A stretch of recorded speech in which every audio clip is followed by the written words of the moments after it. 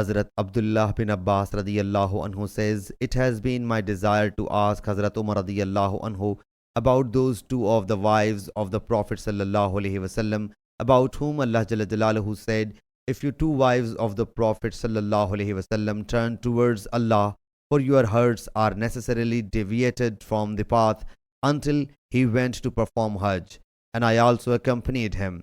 On the way, he went aside to relieve himself, and I, carrying a vessel of water, went towards him. After relieving himself, when he returned, I made him wash his hands. He then performed the ablution. I then submitted, O the chief of the believers, who are those two of the wives of the Prophet sallallahu alaihi wasallam, about whom Allah Jalla Jalaluhu has said, if you two wives of the Prophet turn towards Allah, for your hearts are necessarily deviated from the path. He radiyallahu anhu said, O Ibn Abbas, I am amazed at you. They are Aisha and Hafsa radiyallahu anha. Thereafter Hazrat Umar radiyallahu anhu narrated the hadith like the previous one and said, I and my Ansari neighbor would live in Banu Umayyah bin Zayd, high outskirts of Madinah Munawwara. We would in turn bring the news revealed to the Prophet sallallahu alaihi wasallam.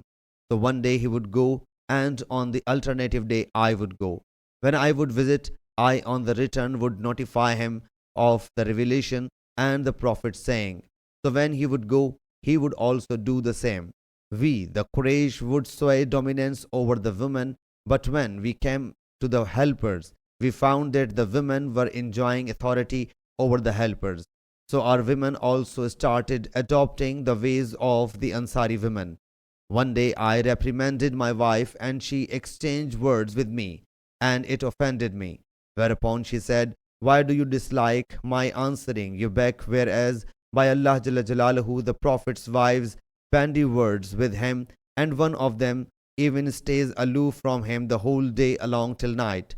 I got embarrassed and said, whosoever does so is a greater loser.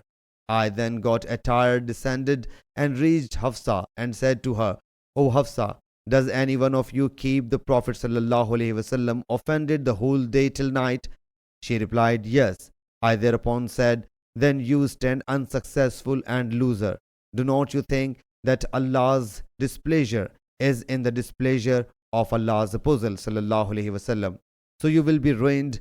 So you must neither demand too much from the Prophet sallallahu alaihi wasallam, nor answer him back, and nor avoid him. You should ask me for what more you want, and not get deceived watching your neighbor's affair, for she is prettier and dearer to the Prophet sallallahu alaihi wasallam than you. He meant Hazrat Aisha radiyallahu anha. Hazrat Umar radiyallahu anhu says, in those days it was a common talk that the king of Ghassan is showing his horses to fight with us. So one day my Ansari companion on his turn came back at the time of Isha prayer, and rapped my door and said, is he inside? I got scared, came out to him. He whereupon said, today a great incident has occurred. I said, what has happened? Has the king of Ghassan made an onslaught? He replied, no, but it is something more serious than it. The Prophet sallallahu alaihi wasallam has divorced his wives.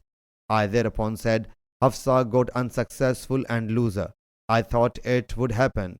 I dressed myself and performed the Fajr prayer with the Prophet sallallahu alaihi wasallam. So the Prophet sallallahu alaihi wasallam entered his attic and sat there in a corner. I then went to Hafsa, who was weeping. I said, why are you weeping? Did not I alarm you? Tell me whether the Prophet sallallahu alaihi wasallam has divorced you. She replied that she did not know, and he sallallahu alaihi wasallam was in his attic. I came out and made for the pulpit where many people had assembled, and some of them were weeping. I sat with them for a while, then feeling fretful, I proceeded towards the Prophet's attic. I asked his Ethiopian slave to seek permission for Umar. The slave went inside, and after discussing with the Prophet sallallahu alaihi wasallam came back and said, I said it to the Prophet sallallahu alaihi wasallam and mentioned you, but he sallallahu alaihi wasallam remained quiet. I whereupon came back and sat along with the people who were sitting beside the pulpit. When again I got perturbed, I went there and asked the slave to seek permission for Umar. He went inside, came back and said, I mentioned you to him, but he sallallahu alaihi wasallam remained quiet. I therefore came back and joined them who were sitting beside the pulpit. I was again overcome by anxiety, and I went there and asked the slave to seek permission for Umar. He thereupon went inside, came back to me and said, I mentioned you to him, but he maintained silence. So when I returned, the slave called me and said, the Prophet sallallahu alaihi wasallam has accorded you the permission. So I reached the court of Allah's Apostle sallallahu alaihi wasallam to see him lying on a mat with no sheet on it, and the mat had left its impressions on the holy body, and reclining on a leather pillow stuffed with the bark of date palm. I saluted him and said, standing, have you divorced your wives, O Allah's Apostle sallallahu alaihi wasallam? He sallallahu alaihi wasallam cast his glance at me and said, no. I whereupon pronounced takbeer and again submitted in a standing posture in order to console him. O Allah's Apostle, we the Quraysh were dominant over our wives, but when we came to Medina, we found the women enjoying authority over these men. The Prophet sallallahu alaihi wasallam whereupon smiled. I then submitted, O Allah's Apostle sallallahu alaihi wasallam, would that you have seen that I went to Hafsa and said to her, don't be deceived observing your neighbor, for she is prettier and dearer to the Prophet sallallahu alaihi wasallam than you, and he meant Hazrat Aisha radiyallahu anha. So the Prophet sallallahu alaihi wasallam smiled for a second time. I then sat down, seeing him smile. When I cast glance at his room, by Allah Jalla Jalaluhu, I did not see anything save 3 skins. I submitted, O Allah's Apostle sallallahu alaihi wasallam, invoke Allah Jalla Jalaluhu for making your ummah prosperous, for the Persians and the Romans have been blessed extreme wealth, though they do not worship Allah Jalla Jalaluhu. The Prophet sallallahu alaihi wasallam thereupon assumed the sitting position, though he was resting in a reclining posture, and said, O the son of Khattab, are you thinking only this? These people are rewarded for their good deeds right in the world. I submitted, O Allah's Apostle sallallahu alaihi wasallam, seek Allah's pardon for me. The Prophet sallallahu alaihi wasallam boycotted his wives for 29 days when Hazrat Hafsa radiyallahu anha disclosed any secret to Hazrat Aisha radiyallahu anha, and he sallallahu alaihi wasallam whereupon in anger said to them, I will not approach you till a month.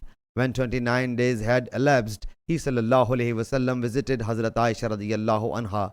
Hazrat Aisha radiyallahu anha, seeing him sallallahu alaihi wasallam, submitted, O Allah's Apostle sallallahu alaihi wasallam, you have taken an oath not to approach us for a month. I continuing the days, and only 29 days have passed so far. He sallallahu alaihi wasallam said, a month is also of 29 days, and that month was of 29 days. Hazrat Aisha radiyallahu anha narrates, Allah Jalla Jalaluhu then revealed the words concerning the grant of options. He sallallahu alaihi wasallam first of all visited me out of all his wives and asked me to choose one of the options. And he sallallahu alaihi wasallam then said to all his wives the same, and all of them made the same reply that Hazrat Aisha radiyallahu anha did. Sahih Bukhari, Hadith number 5191.